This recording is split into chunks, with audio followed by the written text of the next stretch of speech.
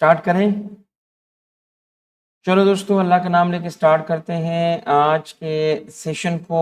और बिस्मिल्लाहिर्रहमानिर्रहीम। आज हम सेशन में फर्स्ट डे है और किस तरीके से स्टडी की जाएगी आज की लर्निंग। जैसे मैं हमेशा कहता हूँ कि ये जो सेशन है 10 to 10 10 से 10 तक ये मुझे बड़ा अजीज़ है।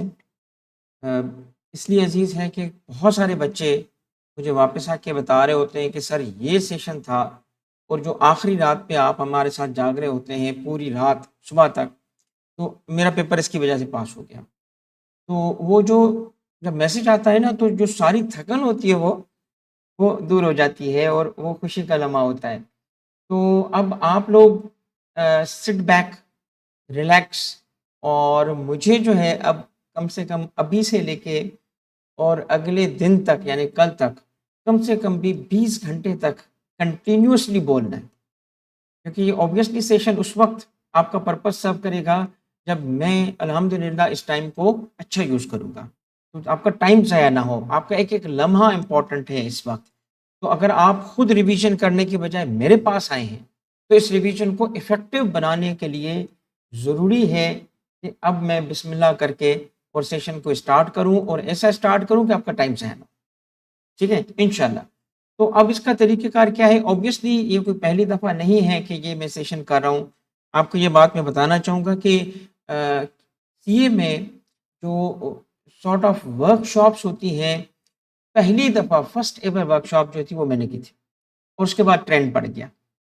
और अभी ये जो एंड पे आके मैंने देखा है कि बच्चों को अ, टाइम की ज़रूरत होती है, और ऑब्वियसली टीचर्स के लिए बड़ा मुश्किल होता है कि उस वक़्त टाइम निकालें। मैं सारे काम छोड़-छाड़ के इन्हीं दिनों में आके बच्चों के साथ जो बैठ जाता हूँ, ऑब्वियसली मेरे लिए बड़ा डिफ़िकल्ट होता है।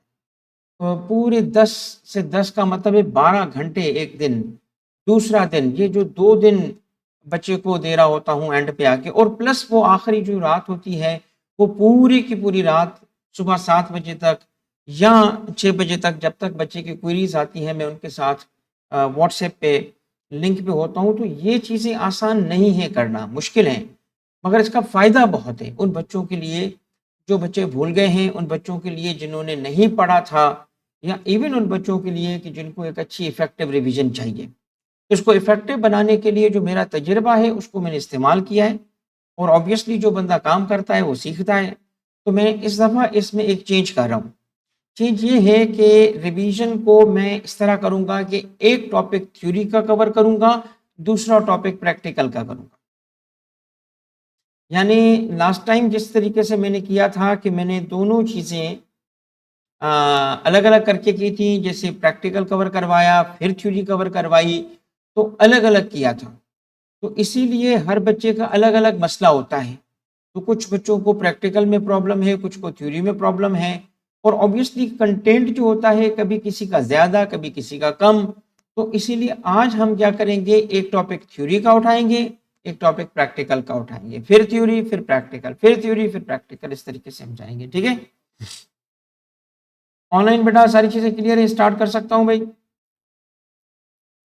स्क्रीन भी नज़र आ रही है आप सारे बच्चों को? आवाज़ भी ठीक है, वीडियो में कोई प्रॉब्लम नहीं है, सब कुछ ठीक है, स्टार्ट करें अल्लाह का नाम लेके। चलें, पहला टॉपिक जो मैंने जुनेशा स्क्रीन शो नहीं हो रही बेटा, बाकी सबको स्क्रीन शो हो रही है, अगर आप थोड़ा रिकनेक्ट कर जो, रुक जाएँ बेटा। अच्छा, बा कुछ बच्चे ऑल गुड, स्क्रीन में कोई इश्यू है भाई? अच्छा, स्क्रीन में कोई इश्यू है, ताकि आप सारे ओके कर दो तो मैं स्टार्ट करूँ भाई। जिसका ओके है वो ओके लिखे, no issue, no issue, screen show हो रही है, स्क्रीन शो नहीं हो रही। अच्छा, अब ये प्रॉब्लम क्या क्यों हो सकता है? क्योंकि कुछ बच्चों को अगर सबको शो नहीं होती तो मेरे एंड पे प्रॉब्लम था, और अगर कुछ को शो नहीं हो रही तो बेटा आप थोड़ा-सा एडजस्ट कर लो, देखो ट्राई मारो। ठीक है?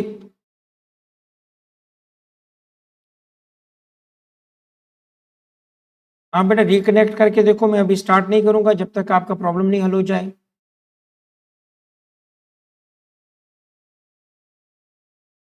नहीं बेटा, स्क्रीन पे ये देखिए, आपको स्क्रीन में ये मास्टर शीट में मूव कर रहा हूँ, दिख रहा है सबको? ऐमन बेटा अब बताओ, दिख रहा है? सही है, ऑल इज ओके, क्योंकि मेरी तरफ से नो इशू। ठीक है, चलो भाई स्टार्ट करते हैं। अच्छा बेटा, आज का जो पहला टॉपिक हम स्टार्ट करेंगे वो सबसे ज्यादा बच्चों को प्रॉब्लम करने वाला और डिफिकल्ट टॉपिक है। और आईकेप की बुक को पहले अगर खोलेंगे तो आपको नजर आ जाएगा कि इसके कम से कम भी जो पेजेस की जो नंबर है वो आपको 20-22 पेज जो होंगे वो डरा के और सहमा देंगे। तो आइए जरा इसको अगले 10 से 15 मिनट के अंदर हम टॉपिक को ना सिर्फ रिवाइज करेंगे बल्कि याद भी कर लेंगे। तो क्या आप याद करना चाहते हो, ताकि आपको दोबारा दोबारा खुद को पढ़ना भी ना पड़े? ऐसे याद करना चाहते हैं तो आपने मेरे साथ एक्टिवली चलना है। पहला टॉपिक है कॉन्स्टिट्यूशनल प्रोविजंस। हमारे चैप्टर 1, 2, 3 की जो थ्योरी है उसमें से सबसे ज्यादा मुश्किल थ्योरी है ये कॉन्स्टिट्यूशन की, क्योंकि इसमें कॉन्स्टिट्यूशन के आर्टिकल्स गिवन है। ठीक है दोस्तों, तो आपने अगर मास्टर शीट को देखा है और आज उसके थ्रू अगर रिवीजन करेंगे तो आपकी लाइफ आसान हो जाएगी। और ये मास्टर शीट आपके पास अवेलेबल भी है। कैसे अवेलेबल है? पीडीएफ मैंने फ्री पे अवेलेबल कर दिया है बच्चों को। तो किसी के पास अगर नहीं हो, बेटा चाहे तो भेजो, चाहे तो भेजो। तो अगर किसी के पास नहीं है तो प्लीज वो हमसे रब्ता कर ले। अगर किसी का भी नंबर नहीं है तो मेरे नंबर पे मैसेज कर दो। ठीक है, मेरा नंबर है 03322130867। ठीक है, 03322130867। ठीक है, तो आप इसमें सही टाइम पे पहुंचे हो, बस अभी मैं कर हाँ बैठो। तो आपने मैं जल्दी जल्दी से आपको बता दूं कि आज का जो प्लान है वो ये है, ताकि मैं स्टार्ट करने लगा था अभी, वो ये है कि हम एक टॉपिक थ्योरी उठाएंगे, एक प्रैक्टिकल। रिवीजन का तरीका ये है कि पहले एक थ्योरी, फिर प्रैक्टिकल, फिर थ्योरी, फिर प्रैक्टिकल, इस तरह हम रिवाइज करेंगे। ठीक है, और चले भाई स्टार्ट करते हैं कॉन्स्टिट्यूशनल प्रोविजन से। चैप्टर 1, 2, 3 की जो थ्योरी है उसमें से सबसे मुश्किल, सबसे बोरिंग, प्रॉब्लम करने वाली थ्योरी को पहले स्टार्ट कर रहा हूँ। फिर मैं एक प्रैक्टिकल पे जाऊंगा, फिर थ्योरी पे आऊंगा, फिर प्रैक्टिकल पे, इस तरह हम रिवीजन करेंगे सारी। ठीक है, और इसके लिए आपको आना पड़ेगा मास्टर शीट में, मास्टर शीट नंबर 24 पे। और मास्टर शीट नंबर 24 पे जब आप आएंगे तो सबसे पहला टॉपिक आपको नजर आएगा और वो है कंसोलिडेटेड फंड। ठीक है, अब स्क्रीन पे मैं कैसे दिख रहा हूं, मैं जरा खुद को देख लूं। भाई इधर है, इसको बड़ा कर दो भाई मैं, ताकि मुझे मुझे दिखे कि नजर क्या आ रहा है बच्चों को। तो सबसे पहला टॉपिक क्या है? सबसे पहला टॉपिक है federal constitutional federal consolidated fund. बस सही है, नहीं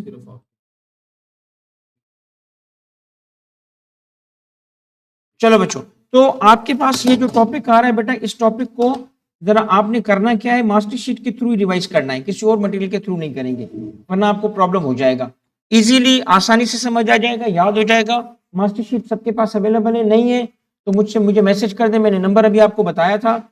और तो अभी मास्टर शीट की जो पेज नंबर है वो तो 46 पे है सॉफ्ट कॉपी में, और 24 नंबर है मास्टर शीट 24। अच्छा भाई चलें अब जल्दी स्टार्ट करें, क्योंकि टाइम काफी हमें कम मिलेगा। आपका सारा कोर्स है, ऑब्वियसली हमारे पास जितना टाइम है उसमें उसको कंप्लीट रिवीजन भी करनी है और चीजें कुछ लर्न करके आगे भी बढ़ना है। सही है, चले अब आप जरा मेरी टेक्निक से जाएंगे, अपनी से नहीं। सबसे पहली चीज ये है कि आपने इस टॉपिक में, इसके अंदर 4 बड़े टॉपिक हैं। कितने टॉपिक हैं? 4। चारों को याद करेंगे हम, सिर्फ पढ़ेंगे नहीं, याद करेंगे। सिर्फ रिवाइज नहीं करेंगे, याद करेंगे। हमने इसको याद करके जाना है, ताकि दोबारा अब आपको घर पे जाके पढ़ने की जरूरत, हम इसीलिए बैठे हैं ना कि रिवाइज करें। इसका मतलब है कि हम यहाँ से चीजें सीख के याद करके जाएंगे, ताकि दोबारा ना देखें। ठीक है, तो इसीलिए आपने फोकस किस चीज पे करना है? याद करने पे, समझने और याद करने पे। ठीक है, चले अब इसको मैं याद कराने से पहले एक बात बताऊं आपको। इसमें 2 फंड्स हैं जो गवर्नमेंट ऑफ पाकिस्तान के फंड्स हैं। इस टॉपिक में कितने फंड्स हैं? जैसे बैंक अकाउंट होता है, इसको बैंक अकाउंट समझे, 2 फंड समझे। एक ब्लैक में लिखा हुआ है, क्या लिखा है, इसका नाम याद रख लें, क्या नाम इसका, ये वो कंसोलिडेशन नहीं है जो अकाउंटिंग में हम करते हैं, ये फेडरल कंसोलिडेटेड फंड इसलिए कहलाता है। और फेडरल क्यों कहलाता है, क्योंकि गवर्नमेंट ऑफ पाकिस्तान का है। ये पहले सेंट्रल फंड पहले कहलाता था सेंट्रल, आज भी इंडिया में सेंट्रल कंसोलिडेटेड फंड कहलाता है। ये आपको पता है ये कंसोलिडेट क्यों हुआ, क्या है कंसोलिडेशन का मतलब। और एक्चुअली ये पाकिस्तान और इंडिया में टर्म आया कहां से, यूके से, ब्रिटिश से, क्योंकि ब्रिटिश यहाँ हुकूमत करते थे उस वक्त, वो टर्म यूज करते थे कंसोलिडेटेड फंड। उनके पास कहां से आया, उनके पास आया 300 साल पहले से।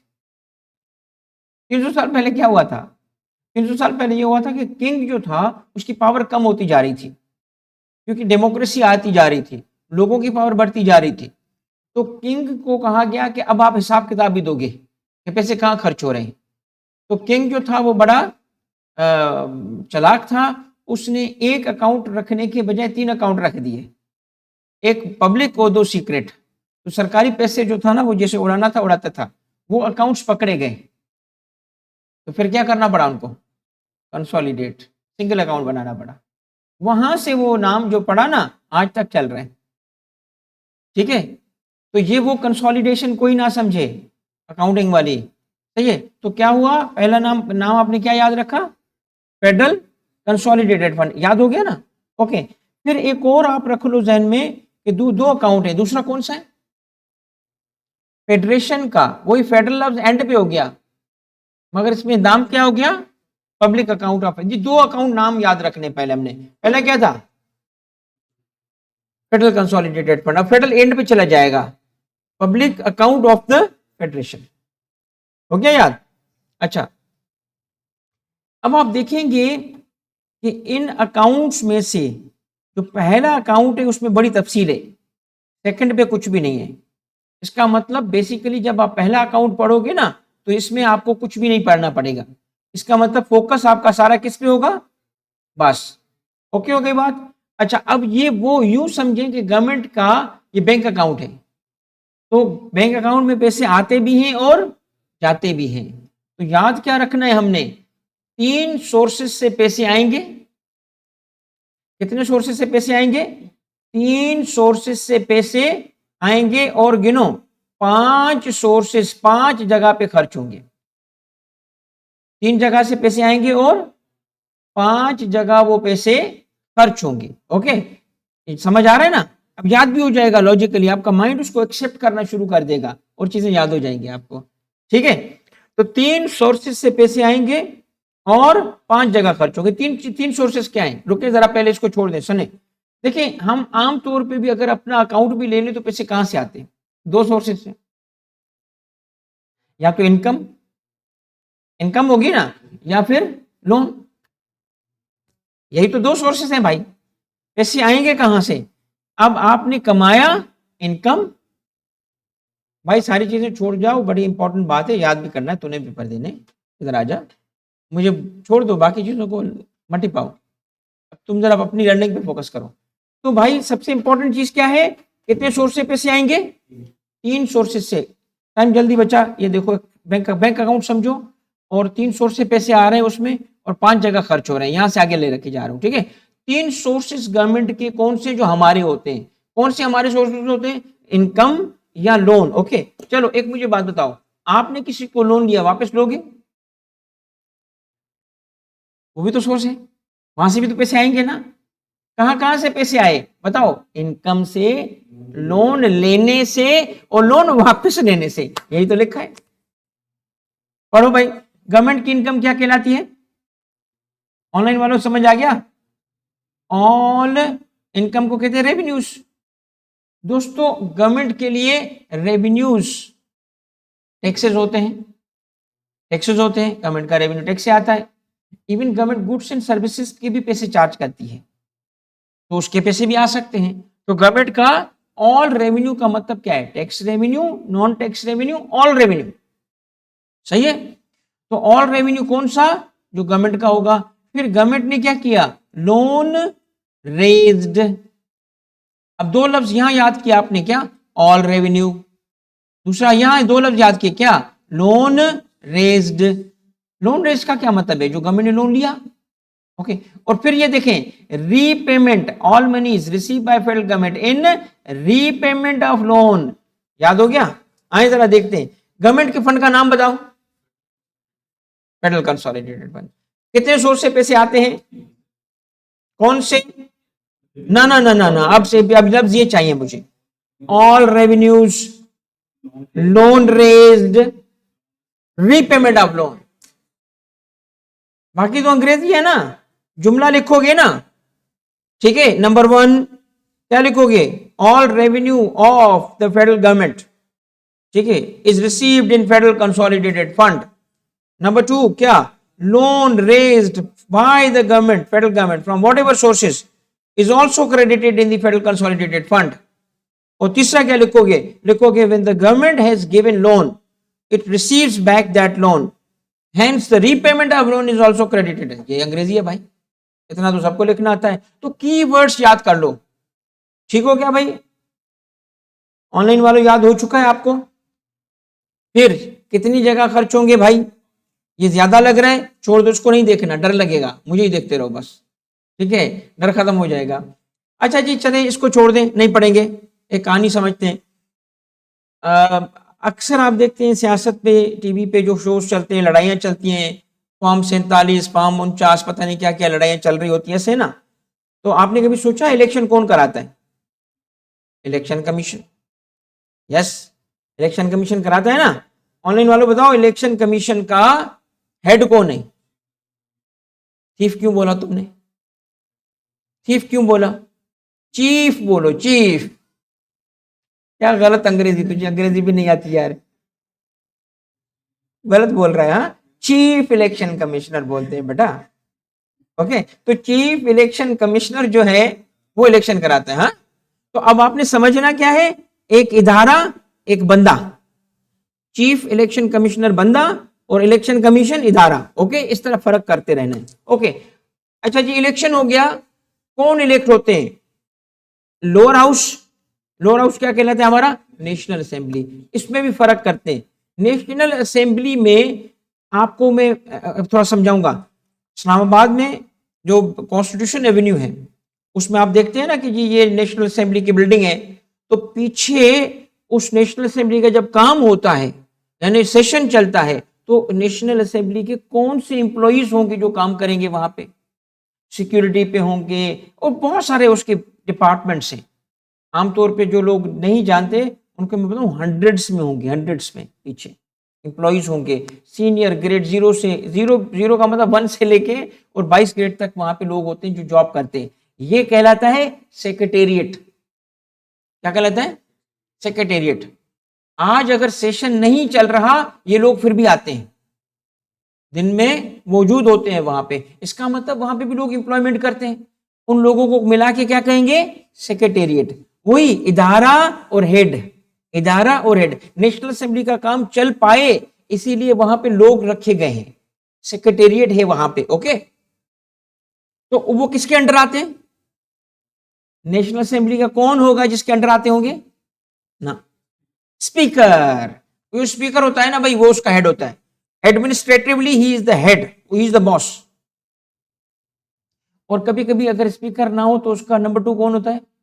Deputy speaker. अब ये याद रख लो भाई, पहला कौन आया था? पहले क्या आया था? इलेक्शन हुआ था। इलेक्शन में इदारा कौन? Election commission. बंदा कौन? Chief election. उन्होंने इलेक्शन करा दिया, करा दिया। पहले आता है कौन? अब कौन आ गए? नेशनल असेंबली आ गई ना, मगर उसमें हमने नेशनल असेंबली के मेंबर्स पे बात नहीं करनी, एम्प्लॉइज पे बात करनी है। कौन कौन है वहां पे? सेक्रेटेरिएट और स्पीकर, डिप्टी स्पीकर। अच्छा जी, उसके ऊपर कौन सा हाउस है? उसमें भी सेम चीज, उसमें भी सेम चीज, उसका भी सेक्रेटेरिएट और उसका चेयरमैन और डिप्टी चेयरमैन। वहां स्पीकर नहीं होता। तो आपको लॉजिक समझ आ रही है? सबसे पहले कौन? जो इलेक्शन कराता है। इलेक्शन से कौन लोग आते हैं? नेशनल असेंबली और सेनेट। आ गए, आ गए। अब देखिए, पहले मैंने नेशनल असेंबली को क्यों रखा? क्योंकि उसका इलेक्शन कराता है कौन? Election commission. मगर सेनेट का वो इससे नहीं होता। सेनेट का नेशनल असेंबली में होता है और प्रोविंशियल असेंबली में होता है, और वो इस वहां से इलेक्ट होते हैं। रुकिएगा, एक और बात सुनिएगा। अब एक कानून बनता है, नेशनल असेंबली के बाद कहां जाता है? सेनेट। सेनेट के बाद कहां जाता है? तो प्रेसिडेंट को भी तो समझो भाई, प्रेसिडेंट हाउस भी तो है, उसके अंदर भी तो लोग होते हैं, तो वो प्रेसिडेंट का ऑफिस कहलाएगा, office of the president of Pakistan. और बंदा वही बात, president of Pakistan, office and बंदा। चार चीजों को मैंने मेंशन किया है, मुझे बताओ सेम ऑर्डर में, पहले कौन आया, फिर कौन आया, नहीं नहीं नहीं नहीं नहीं, फिर कौन आया, नेशनल असेंबली, फिर कौन आया, सेनेट, फिर कौन आया, तरीका वही था, इदारा और बंदा, इदारा और बंदा। याद हो गया? अब मैं ऐसे ही सिर्फ आपको याद कराने के लिए, इस पे सीरियस नहीं हो जाइएगा, जज्बाती नहीं हो जाइएगा। लोग कहते हैं पॉलिटिशियन करप्ट है, मैं तो नहीं मानता, बड़े ईमानदार लोग भी होते हैं, ठीक है। अब सपोज कर लो, आपको याद कराने के लिए ये बातें कर रहा हूं, ओके, उनका करप्शन कौन पकड़ेगा? ओके, तो पाकिस्तान में जो लोग हुक्मरान होते हैं, मिनिस्ट्रीज को हेड कर रहे होते हैं, इवन पॉलिटिशियन क्या, ब्यूरोक्रेट क्या नहीं होते, होते हैं ना, उनका करप्शन पकड़ने के लिए एक इदारा, वो करप्शन एंटी करप्शन नहीं है, वो नैब नहीं है, वो FIA नहीं है, मगर उनको डिटेक्ट करने के लिए एक इदारा बनाया गया है इरेगुलरिटीज को, जिसको कहते हैं auditor general of Pakistan, auditor general of Pakistan. उसमें भी सेम तरीके से इदारा और बंदा हेड। अब जरा आप मुझे ये बताओ कि जो मैंने अब तक ऑर्डर आपको बताया चीजों का, कुछ आपको आइडिया, में पढ़ा नहीं रहा अभी, ऐसे ही टाइम जाया कर रहा हूं आपका, ठीक है, ताकि आपका टाइम ऐसे यूज होगा ना इंशाल्लाह कि आपको याद भी नहीं करना पड़ेगा, अब याद हो चुकी होंगी चीजें। आखिरी बताओ, देखो कैसी चीजें याद हो जाएंगी आपको।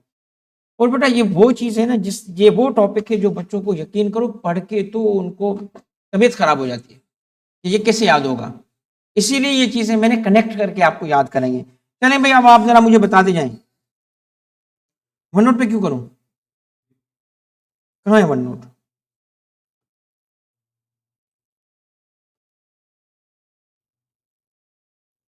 कौन सा वाला?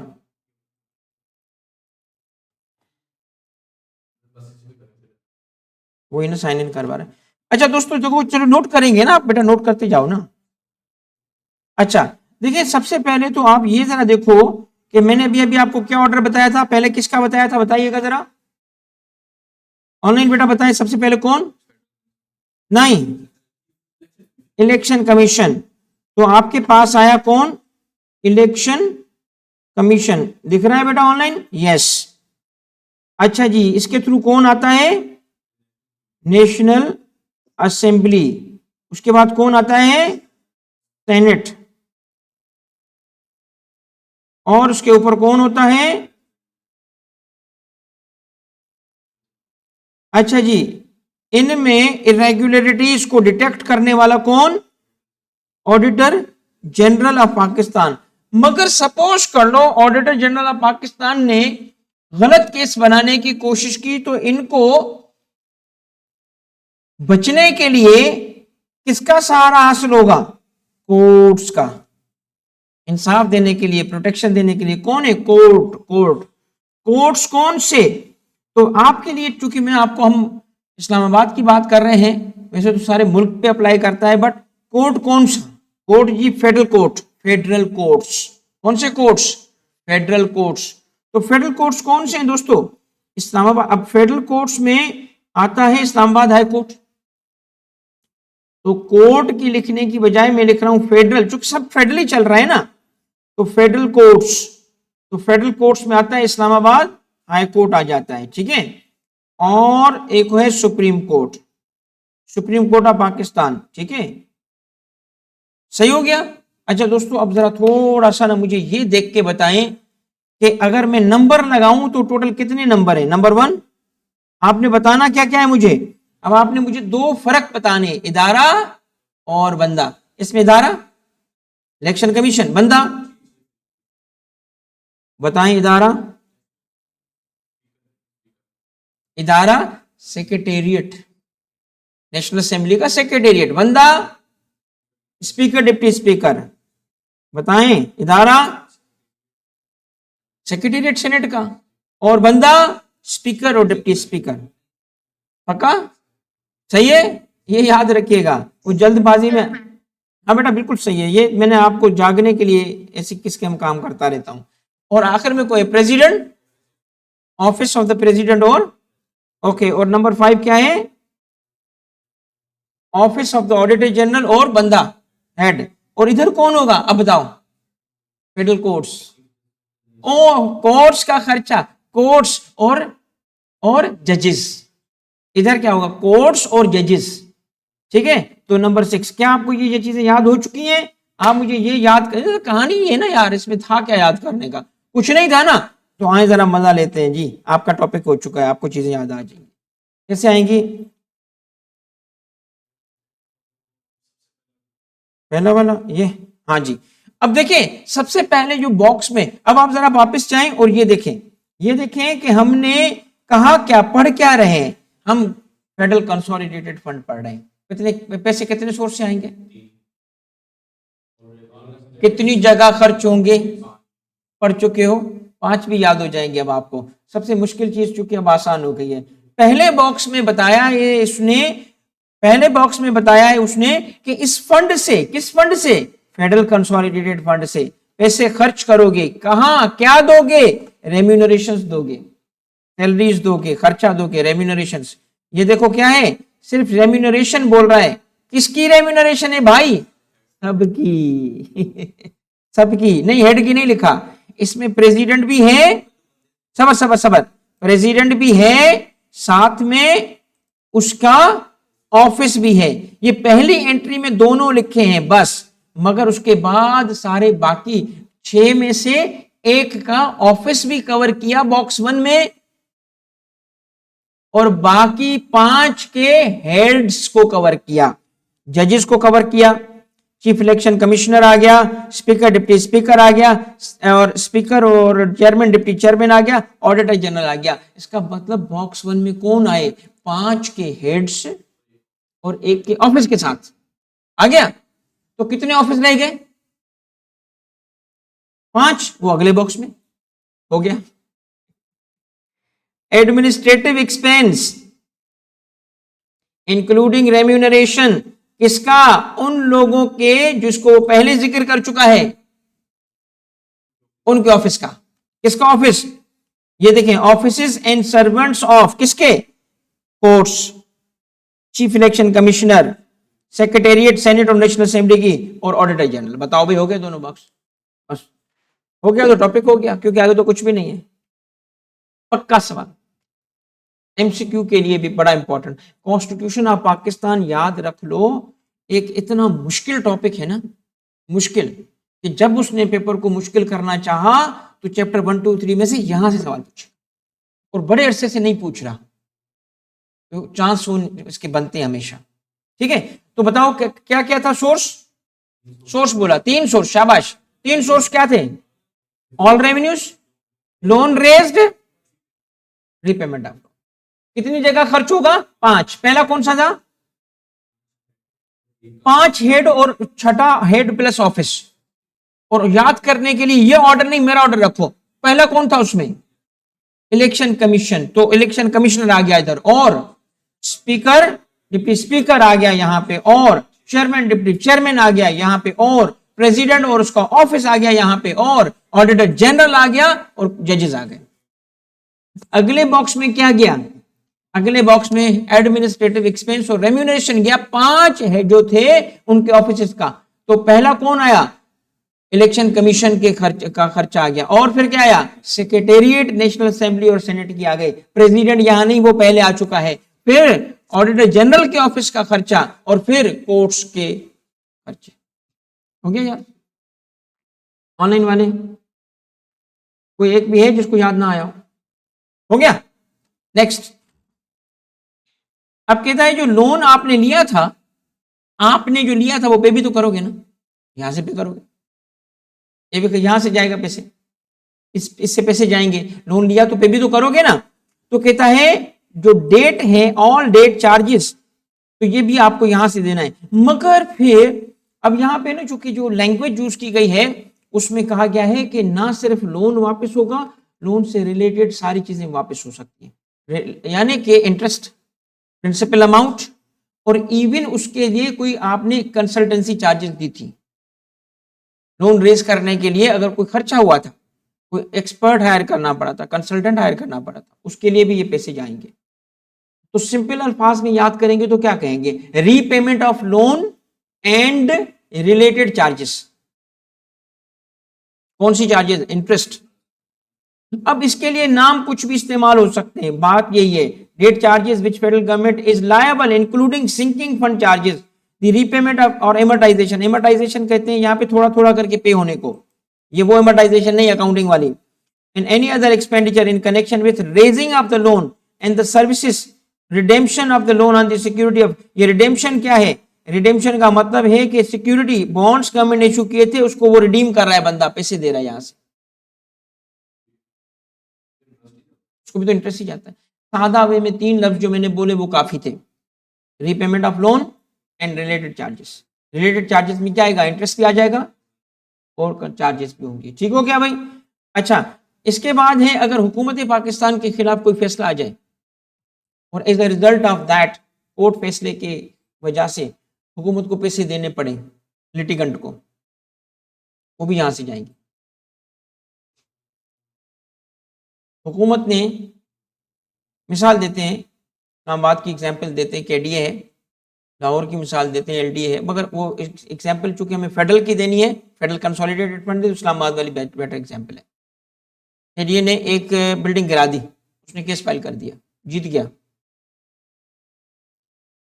पैसे कहां से देंगे, इधर से देंगे ना, गवर्नमेंट ने पैसे देने ना उसको।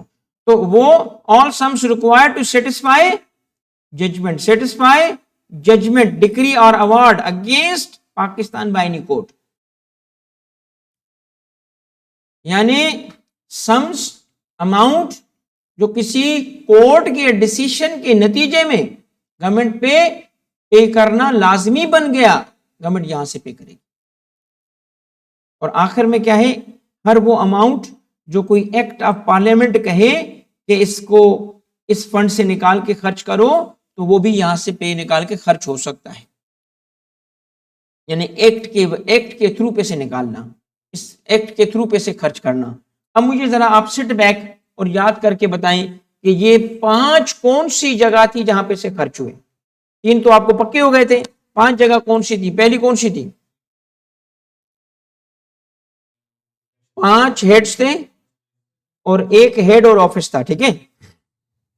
हेड्स कौन से थे, चीफ इलेक्शन कमिश्नर, सही लफ्ज इस्तेमाल करिए, speaker, deputy speaker, chairman and deputy chairman, president and his office, auditor general of Pakistan खुद हेड है, ऑडिटर जनरल पाकिस्तान बोलेंगे, जजेस of the federal courts and supreme court. Okay, second box में क्या आया, वो रिमेनिंग के इदारे। तीसरे में क्या आया, लोन की रीपेमेंट और उससे रिलेटेड चार्जेस। चौथे बॉक्स में क्या आया, कोर्ट डिसीजन की वजह से जो गवर्नमेंट को पेमेंट करनी पड़ी। पांचवें में क्या आया, सही हो गया, क्लियर। अच्छा, अब राइट साइड पे, इधर हमारे राइट साइड पे यानी, और शीट में शायद लेफ्ट हो जाएगा, इसको देखें, कस्टडी ऑफ द फंड, वो कंसोलिडेटेड फंड है, उसकी कस्टडी है। देखिए एक बात समझें, कहता है कि ये जो फंड है वो किसकी कस्टडी में होगा, ऐसे है ना, आ रहे हैं जा रहे हैं, किसी को तो कस्टडी में हो, तो who is the banker to the state, state bank obviously. मगर ना सिर्फ वो कस्टडी, अब लफ्ज याद करने, सिर्फ सिंगल वर्ड्स याद करने आपने। नंबर 1 वर्ड था कस्टडी, सेकंड है पेमेंट, पेमेंट उस फंड में पैसे आएंगे कैसे, तरीकेकार क्या होगा, कैश में होगा, ट्रांसफर के थ्रू होगा, तरीका क्या होगा। तीसरा वर्ड है विथड्रॉल, पैसे निकलेंगे कैसे, किसका साइन होगा, क्या तरीका होगा, ठीक है। इसका मतलब क्या हुआ, हमारे पास क्या चीजें आ गई, नंबर 1 एक वर्ड क्या था, कस्टडी, नंबर 2 क्या था, पेमेंट, नंबर 3 क्या था, सही हो गया। ये 3 चीजें, और इसके अलावा कुछ और चीजें भी हो सकती हैं, एंसिलरी चीजें हो सकती हैं, ठीक है। तो तीनों चीजें एक फंड के बारे में, किस फंड के बारे में, फेडरल। और यही तीनों चीजें फिर दूसरे फंड के बारे में, वही कस्टडी रिपीट हो रहा है, दूसरा पेमेंट रिपीट हो रहा है, और तीसरा जो है विथड्रॉल। ये तीनों, और आखिर में दोनों फंड्स के लिए एक वर्ड आ रहा है एंसिलरी, यानी रिलेटेड। तो हकीकत में बातें कितनी है? 3, 7 नहीं है, लिखी हुई लिस्ट 7 की है। कहता है जी ये 7 चीजें, कस्टडी, पेमेंट, विथड्रॉल, किसका? Federal consolidated fund. वही पेमेंट, वही कस्टडी, पेमेंट और विथड्रॉल किसका? और फिर इन दोनों का एंसिलरी या रिलेटेड मैटर्स। ये कौन तय करेगा, कौन डिसाइड करेगा कि जी कस्टडी किसको दी जाए, पैसे कैसे डाले जाए? तो कहता है ये प्रेसिडेंट डिसाइड करेगा। ये देखें, rules made by the president लिखा है। रूल्स मेड, पाकिस्तान की हिस्ट्री में बड़ा अरसा ये प्रेसिडेंट ने ही डिसाइड किया था, रूल्स बना दिए थे जिसके तहत ये चलता था। मगर ऐसे नहीं है, ये फैसला पार्लियामेंट का एक्ट करेगा। इसका मतलब क्या है कि 2 में से जो भी आ जाए, इसका मतलब सिंपल बताता हूं, ये फैसला कि कस्टडी किसके पास हो, पेमेंट और विथड्रॉल कैसे हो, ये एक्ट ऑफ पार्लियामेंट के थ्रू बताया जाएगा। कोई कानून बनेगा, एक्ट आएगा, उस एक्ट में लिखा जाएगा। और अगर एक्ट ना हो तो प्रेसिडेंट रूल्स बनाएगा। अब एक्ट बन चुका है, पहले एक्ट नहीं था, ठीक है। 60 साल 65 साल तक वो रूल्स ऑफ प्रेसिडेंट ही चलते थे, मगर एक्ट बनने के बाद अब वो रूल्स खत्म हो गए। तो यहां बताना क्या चाह रहा है? कहता है भाई ये जो फंड्स मैंने बताए ना, पैसे कहां से आ रहे हैं, पैसे कहां पे जा रहे हैं, इसकी मैनेजमेंट का तरीका एक्ट ऑफ पार्लियामेंट में लिख दिया जाएगा। मैनेज के क्या करेंगे? उसके कस्टडी मैनेज क्या करेंगे, उसमें डिपॉजिट, विथड्रॉल, ठीक है। तो इधर पॉइंट क्या है? एक ही पॉइंट है, 3 वर्ड्स, कौन से? कस्टडी, पेमेंट और विथड्रॉल कौन तय करेगा? Act of parliament. Act of parliament president के अब तो जरूरत है। हाँ, कहता है जब तक एक्ट बने तब तक प्रेसिडेंट। तो एक्ट तो बन गया ना, अब हम क्या बोलेंगे? एक्ट ऑफ पार्लियामेंट हो गया भाई। अच्छा, अब आप आ जाएं इधर पब्लिक अकाउंट्स ऑफ फेडरेशन पे, टॉपिक कंप्लीट होगा इसके बाद। देखिए, सपोज कर ले, एक मिसाल सुने पहले। लेट सपोज कि गवर्नमेंट एक रोड बना रही है, और उस रोड बनाने के लिए कोई ठेकेदार है। तो ठेकेदार ने पैसे लिए और पुअर क्वालिटी रोड बना के भाग गया, कहां से ढूंढेंगे उसको? इसीलिए वो ठेकेदार से क्या करते हैं? सिक्योरिटी डिपॉजिट लेते हैं, उसे पैसे पकड़ के रख लेते हैं ताकि वो फंसा रहे, और जब तक उसको क्लियर ना किया जाए तब तक वो पैसे उसके फंसे रहेंगे। ये सिक्योरिटी डिपॉजिट उसको वापस करना है या खर्च कर दें हम? वापस करना है ना, खर्च तो नहीं करोगे ना, तो गवर्नमेंट उसको वापस करेगी। एक कोर्ट में फैसला होने से, डिस्प्यूट होने पे एक पार्टी गई कि जी हमें फैसला कर लो। डिस्प्यूट का ताल्लुक किसी प्रॉपर्टी से था और उसके आने वाली इनकम से था।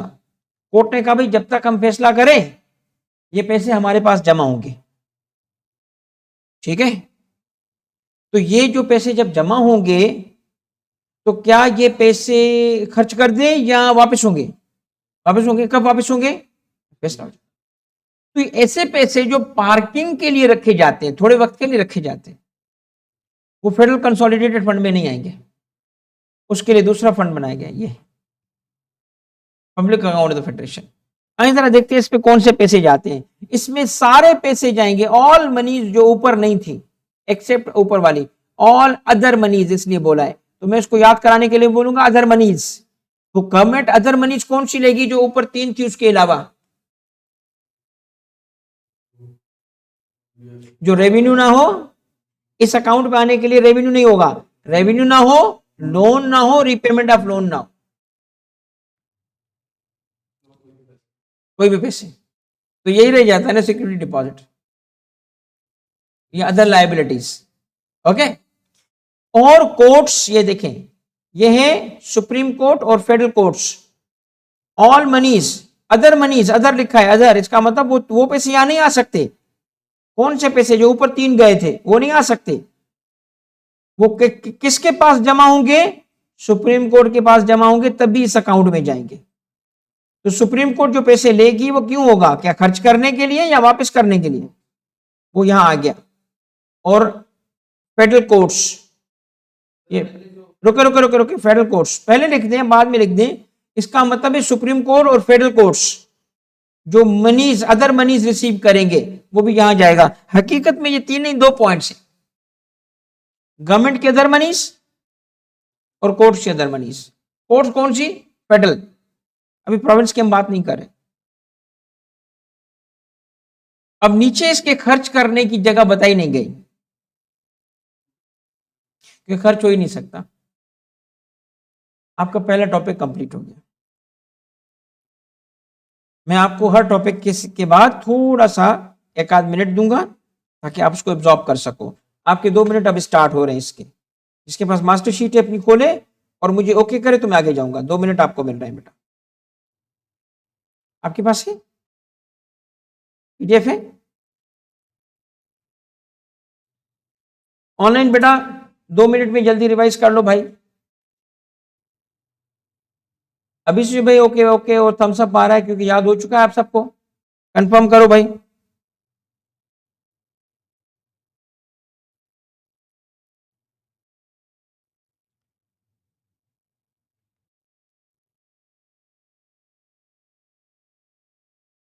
हाँ भाई ऑनलाइन वालों आगे बढ़ूं?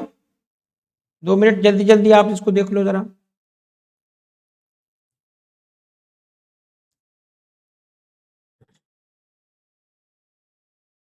यार एक काम कर लो, मुझे ना यहाँ पे आई के बुक भी ओपन कर दो रेफरेंस पॉइंट करके लिए, क्योंकि एमसीक्यू के लिए, एमसीक्यू के लिए थोड़ा सा मैं चाहता हूँ कि मैं साथ साथ थोड़ा सा इस चीज़ को भी यूज़ करूँ कि क्या एमसीक्यू कैसे बन सकते हैं।